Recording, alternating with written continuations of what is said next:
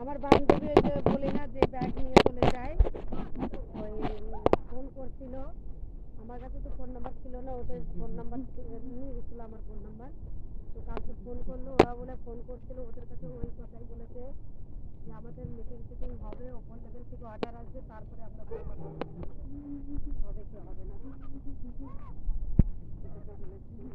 আর লোক তো বলে মর্নিংয়ে লাগাচ্ছে, পরে আর করছে না। জল বলে এখন ঠিকঠাক আসেনি, হয়তো শুনতে পাচ্ছি।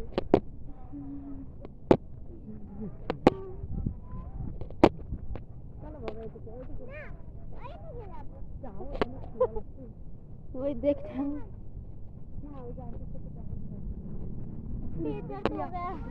इधर हो गया।